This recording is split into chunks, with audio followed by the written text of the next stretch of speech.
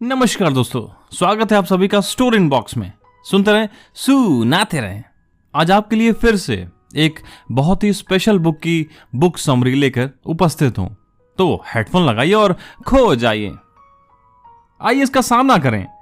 जीवन कठिन है, चाहे आप कितनी भी कोशिश कर लें, आप इंसान होने के साथ आने वाली समस्याओं, निराशाओं और संघर्षों से बच नहीं सकते।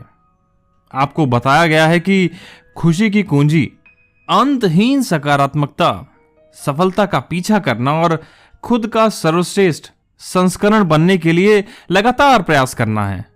लेकिन क्या होगा अगर मैं आपसे कहूं कि खुशी के बारे में आपको जो कुछ भी सिखाया गया है वह सब गलत है। The subtle art of not giving a fuck में आपका स्वागत है, जहां ऑथर मार्क मेंशन पारंपरिक ज्ञान को अपने सिर पर रखते हैं और एक अच्छा जीवन जीने के लिए एक ताजा, क्रूर, ईमानदार दृष्टिकोण प्रदान करते हैं। यह शाश्वत खुशी के लिए जादुई रहस्य खोजने या खुद को आश्वस्त करने के बारे में नहीं है कि सब कुछ सही है। यह जीवन की कठोर वास्तविकताओं को अपनाने, जो वास्तव में मायने रखता है उसे चुनने और बाकी को जाने देना सिखाने के बारे में है। इस बुक के ऑथर मार्क मेंशन यहां आपको यह बताने के लिए नहीं है कि आपको हर चीज के बारे में सराहना करने की जरूरत है। वास्तव में बिल्कुल विपरीत, वह यहां आपको यह दिखाने के लिए है कि आप अपने सामान कहां रखते हैं, इसका ध्यानपूर्वक चयन करके आप अधिक सार्थक और संतुष्टिपूर्ण जीवन जी सकते हैं। यह काम देखभाल करने के बारे में नहीं है, बल्कि जो वास्तव में मायने रखता है उसकी अधिक देखभाल करने के बारे में है। अब असाधारण बनने की कोशिश बंद करने और अपने सामान्य, त्रुटिपूर्ण और पूरी तरह से अपूर्ण स्व को स्वीकार करना शुरू करने का समय आ गया है। यानी अपने इम्परफेक्ट सेल्फ को स्वीकार करें। और इसीलिए यदि आप हमेशा पॉजिटिव रहने के दबाव से थक गए हैं, यदि आप लगातार खुद को साबित करने की कोशिश से थक गए हैं, और यदि आप उन चीजों के बारे में चिंता करना बंद करने के लिए तैयार हैं जो मायने नहीं रखती है, तो कमर कस लें।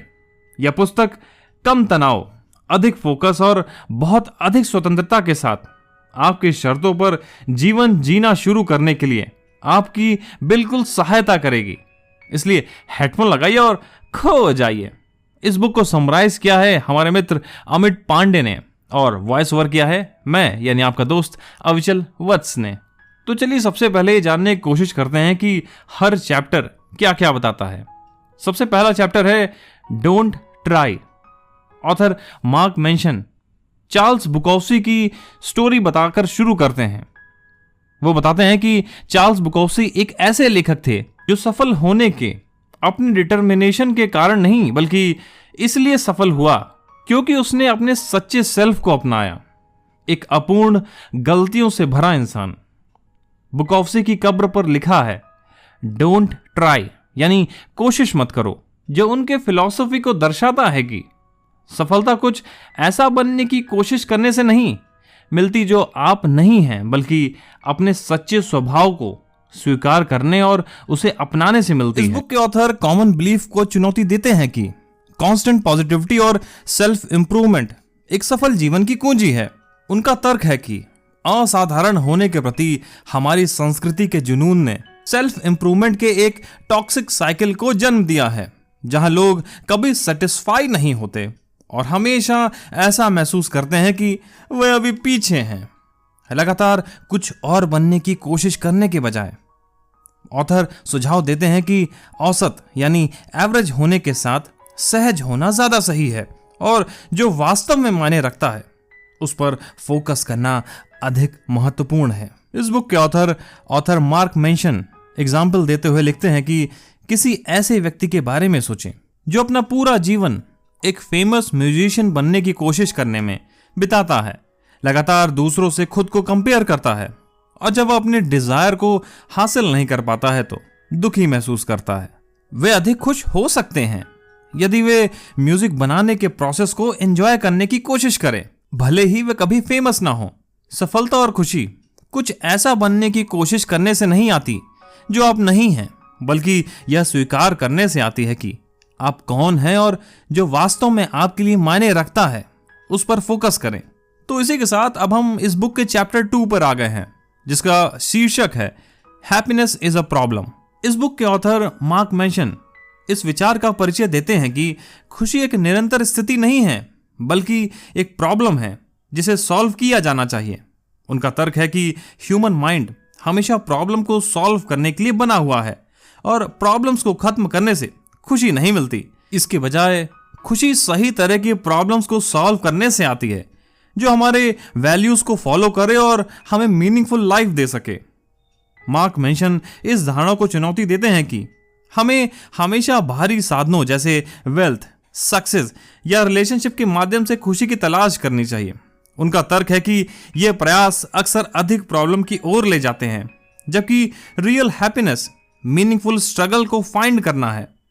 तो चलिए इसे एक एग्जाम्पल से समझते हैं। एक ऐसे व्यक्ति पर विचार करें जो लगातार पैसे के पीछे भागता रहता है, यह मानते हुए कि धन उन्हें खुश कर देगा। वे स्ट्रेसफुल जॉब में लंबे समय तक काम कर सकते हैं, इस प्रोसेस में अपने स्वास्थ्य और रिश्तों का बलिदान कर सकते हैं। खुशी पाने की बजाय वे अपने लिए और अधिक प्रॉब्लम पैदा करते हैं। वहीं दूसरी ओर जो व्यक्ति अपनी पसंदीदा कैरियर को अपनाता है, भले ही उसमें सैलरी कम हो, उन्हें चुनौतियों का सामना करना पड़ सकता है, लेकिन उसे अपने काम से संतुष्टि मिलती है। एब्सेंस ऑफ प्रॉब्लम खुशी नहीं है, बल्कि हमारे मूल्यों के अनुरूप मीनिंगफुल प्रॉब्लम को हल करने की क्षमता खुशी है। यानी रियल हैप्पीनेस लाई करता है हमेशा मीनिंगफुल प्रॉब्लम को सॉल्व करने में। और इसी के साथ अब हम इस बुक के चैप्टर 3 पे आ गए हैं, जो बताता है यू आर नॉट स्पेशल।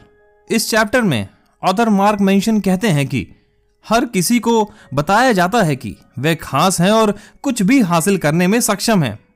उनका तर्क है कि यह माइंडसेट अनरियलिस्टिक एक्सपेक्टेशन पैदा करती है, जहां लोग मानते हैं कि वे बिना प्रयास किए या चुनौतियों का सामना किए बिना सफल होने के हकदार हैं। ऑथर इस बात को स्वीकार करने के महत्व पर जोर देते हैं कि अधिकांश लोग एवरेज हैं और एवरेज होना ठीक है। असाधारण होने की आवश्यकता को छोड़कर लोग उन चीजों पर ध्यान केंद्रित कर सकते हैं जो उनके लिए वास्तव में मायने रखती है और अपने सामान्य जीवन में सेटिस्फैक्शन पा सकते हैं। जैसे एक युवा व्यक्ति जीवन में जल्द ही एक्स्ट्रा ऑर्डिनरी सक्सेस पाने के लिए दबाव महसूस कर सकते हैं, जैसे कि वे सोशल मीडिया पर दूसरों को करते हुए देखते हैं। जब वे समान स्तर की सफलता प्राप्त नहीं करते हैं तो वे निराश हो सकते हैं।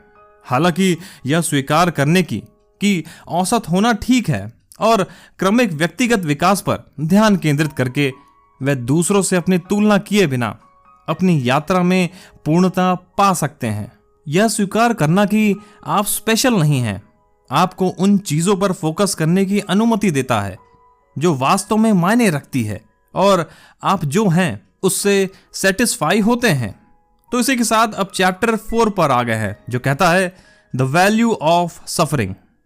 मार्क मेंशन इस विचार पर चर्चा करते हैं कि हर किसी के पास वैल्यूज होते हैं और ये वैल्यूज निर्धारित करते हैं कि हम किस चीज की परवाह करना चाहते हैं। हालांकि सभी वैल्यूज समान नहीं होते हैं, कुछ अधूरे जीवन की ओर ले जाते हैं जबकि कुछ मीनिंगफुल होते हैं।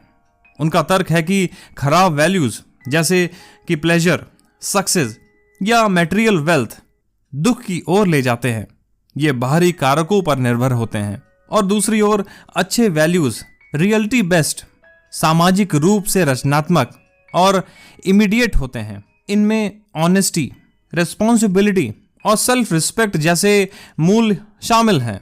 मार्क मेंशन इस बात पर जोर देते हैं कि अच्छे मूल्यों को अपनाने के लिए अक्सर दुख को स्वीकार करना पड़ता है, क्योंकि सार्थक खोज में सैक्रिफाइस और स्ट्रगल शामिल होते हैं। कोई व्यक्ति जो सभी द्वारा पसंद किए जाने को महत्व देते हैं, वह अपनी खुशी किसी कीमत पर भी दूसरों को खुश करने के लिए अपने रास्ते से हट सकता है। वे संघर्षों से बच सकते हैं और अपनी भावनाओं को दबा सकते हैं, जिससे नाराजगी और असंतोष हो सकता है। इसके विपरीत कोई व्यक्ति जो प्रामाणिकता को महत्व देता है, वह खुद के प्रति सच्चे होने से असुविधा और अस्वीकृति का सामना कर सकता है, लेकिन वे लास्ट में वो फुलफिलिंग और ऑनेस्ट लाइफ जीते हैं। सार्थक मूल्यों को अपनाने में अक्सर दुख का स्वीकार करना शामिल होता है, लेकिन यह अधिक संतुष्टिदायक और उद्देश्यपूर्ण जीवन की ओर ले जाते हैं। तो इसी के साथ अब हम इस बुक के चैप्टर 5 पर आ गए हैं, जो बताता है you are always choosing. Author Mark Manson का तर्क है कि हम हमेशा यह चुनते हैं कि हम अपनी परिस्थितियों पर कैसे रिस्पॉन्ड करें, भले ही हमें इसका एहसास हो या ना हो।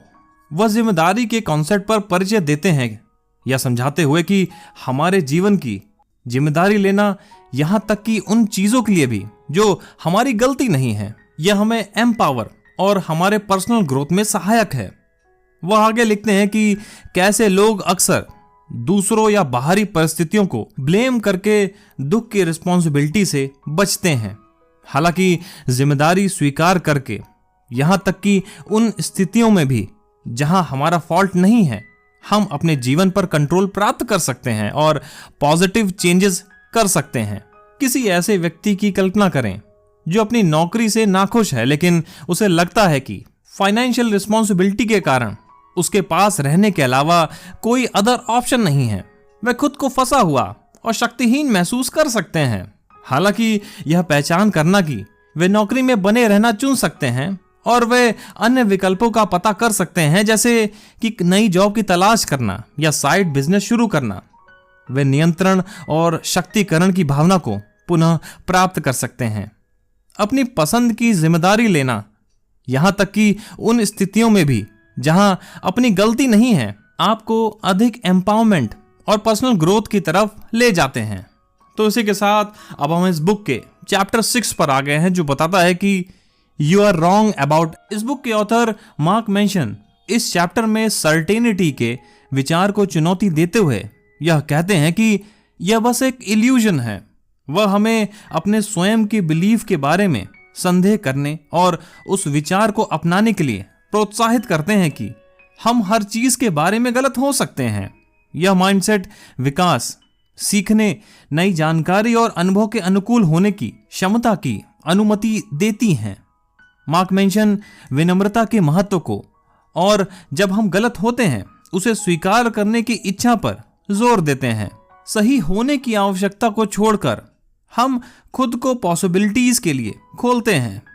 किसी व्यक्ति के पास राजनीतिक या धर्म जैसी किसी विशेष मुद्दे के बारे में दृढ़ विश्वास हो सकता है और वह विरोधी दृष्टिकोण पर विचार करने से इनकार कर सकता है। यह कठोर मानसिकता संघर्ष और व्यक्तिगत विकास की कमी का कारण बन सकती है।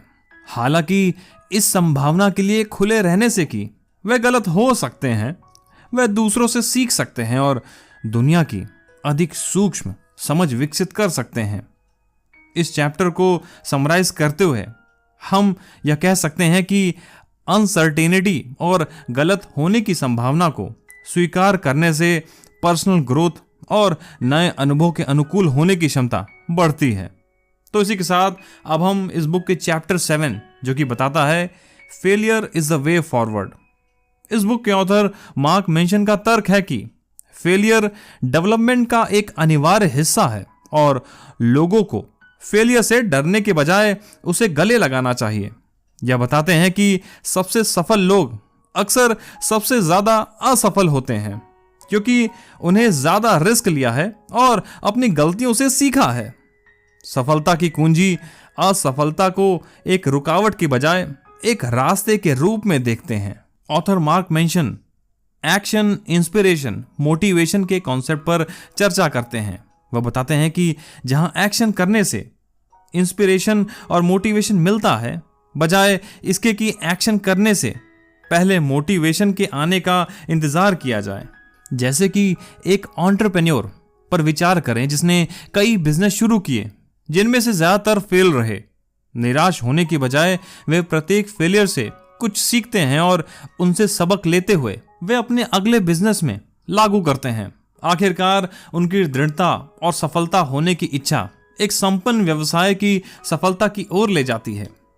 फेलियर विकास प्रक्रिया का एक स्वाभाविक हिस्सा है। और इसे गले लगाने से सीखने, सुधार करने और अंततः सफलता मिलती है। तो इसी के साथ अब हम इस बुक के चैप्टर 8 पे आ गए हैं, जो बताता है the importance of saying no. इस चैप्टर में ऑथर मार्क मेंशन सीमाएं निर्धारित करने और ना कहने की सिखाने के महत्व पर जोर देते हैं। उनका तर्क है कि उन चीजों को ना कहने से जो आपके वैल्यूज के अनुरूप नहीं है, आप उन चीजों पर ध्यान केंद्रित कर सकते हैं जो वास्तव में मायने रखती है, जिससे बेहतर जीवन जी सकते हैं। ऑथर मार्क मेंशन चर्चा करते हैं कि कैसे लोग अक्सर बहुत सी चीजों के लिए हाँ कह देते हैं क्योंकि उन्हें कुछ छूट जाने का डर होता है। वह दूसरों को खुश करना चाहते हैं या बहस से बचना चाहते हैं, हालांकि इससे ध्यान की कमी और असंतोष होता है। सेइंग नो से आप अपना टाइम और एनर्जी उन चीजों पर लगा सकते हैं जो वास्तव में मायने रखती है।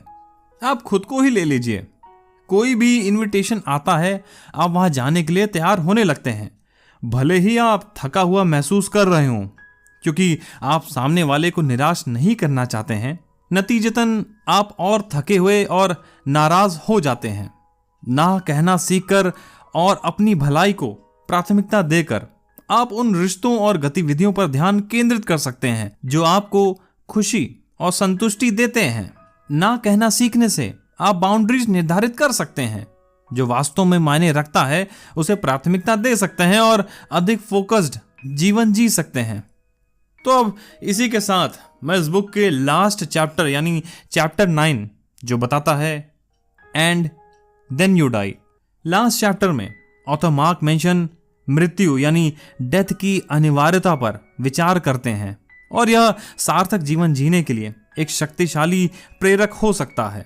उनका तर्क है कि अपनी नश्वरता को स्वीकार करके हम तुच्छ चीजों के बारे में चिंता करना बंद कर सकते हैं और उन चीजों पर ध्यान केंद्रित कर सकते हैं जो वास्तव में मायने रखती है। ऑथर मार्क मेंशन सतही उपलब्धियां यानी सरफेस अचीवमेंट की तलाश करने के बजाय अपने वैल्यूज के अनुरूप विरासत छोड़ने के महत्व पर चर्चा करते हैं। वह हमको प्रामाणिक रूप से और उद्देश्य के साथ जीवन की याद दिलाने के लिए अपनी नश्वरता को स्वीकार करने के लिए प्रोत्साहित करते हैं।